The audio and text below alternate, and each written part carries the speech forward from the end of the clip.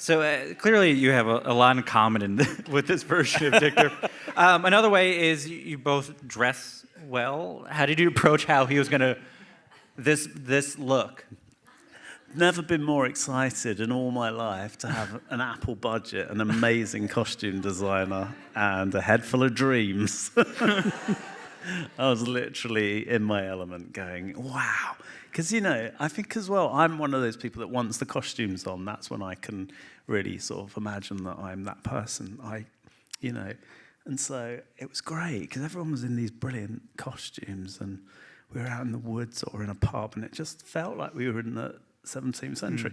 What's amazing about it as well, which I didn't get at the time, I'm quite slow at getting things, but I didn't really understand, I hadn't noticed that obviously we're in the 17th century, there's no phones and there's no politics and there's no internet, there's no social, there's nothing, there's no sort of anxiety around any of those modern things. It's sort of a world free of all of that, the trappings of all of that stuff, which felt nice to go back to a sort of simpler time for a bit. Of pestilence, disease.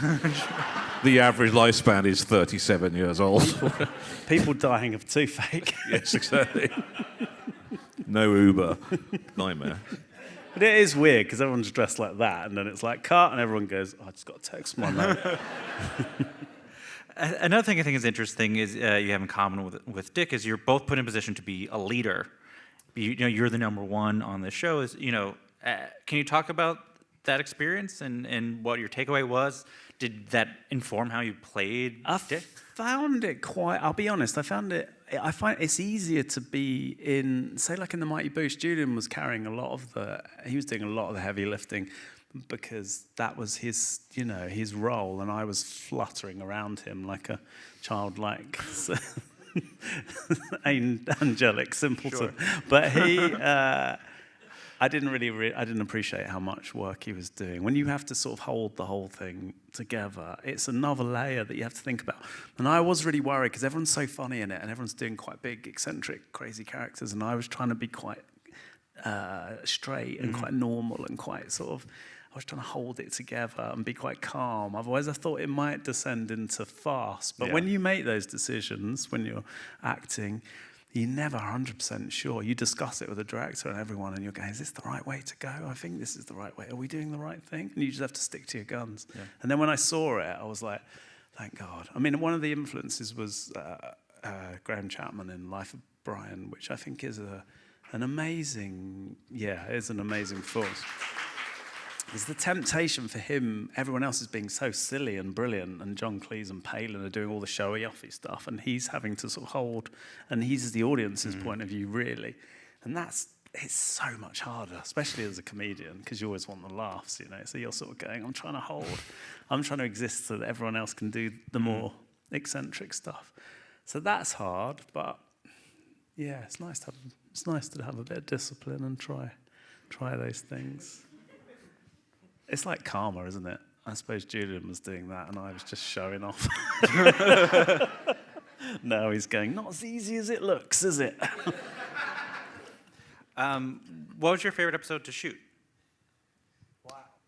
To shoot? Oh my God, none of them. It was freezing.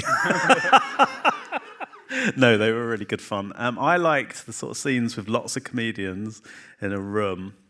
I loved those sort of scenes in Craig's Treehouse because for me to get Dolly Wells and Asim and all those brilliant Ellie White, you just got all those people riffing. It's amazing. But there were some crazy things we did, like stunts, weren't there? You handled that really well. You just didn't tell us we were doing it. 60 foot up on a bridge. Can you explain what happened? Episode 3, Wilde is handcuffed to Dick and they're being chased through 18th century London, and they jump off a bridge into the Thames, which they don't really do because the Thames Authority won't let you jump off it into the Thames because you'll probably die. Wankers. Yeah.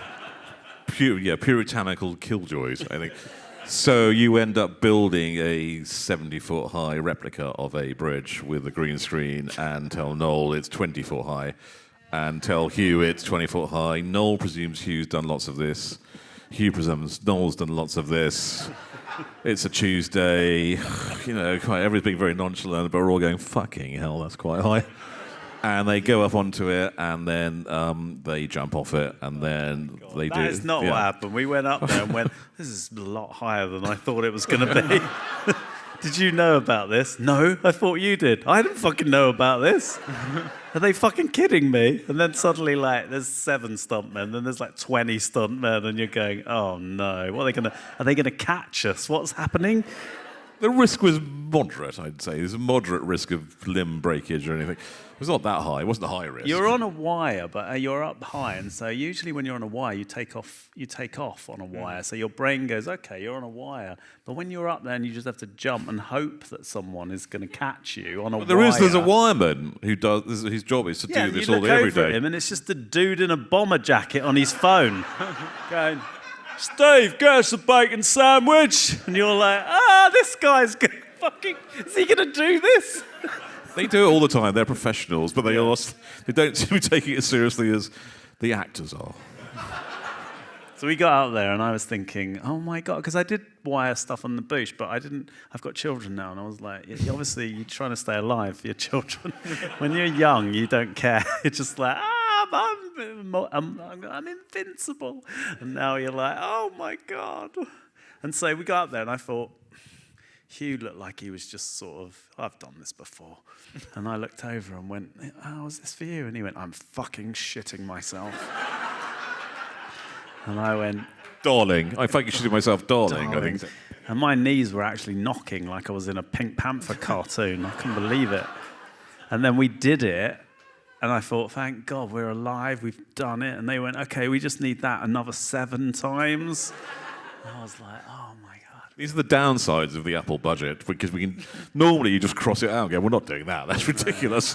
Can't afford that.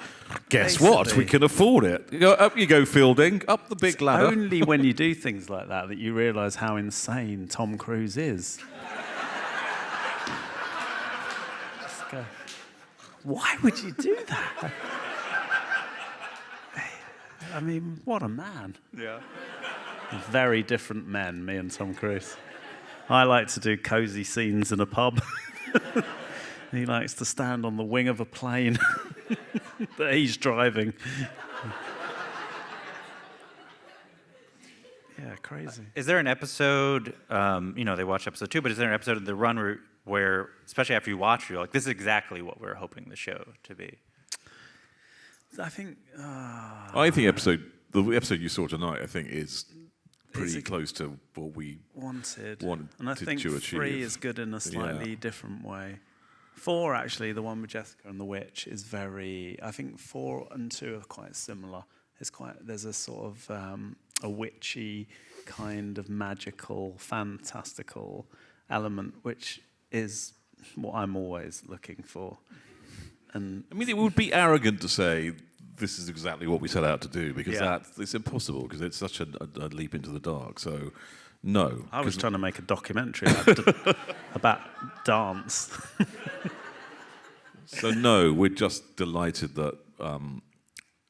it came out pretty close. It came out all right, yeah. And we're delighted people seem to like it and get it, because it's it's not obvious, is it? It's not obvious at all. I think with comedy, you never think you've done well enough. You always just, I think with Julian and I, we would just write, and you'd get it to a level where it's acceptable, but you'd always be thinking, if we could just get it a little bit better, a little bit funnier, make a bit more sense, a bit more...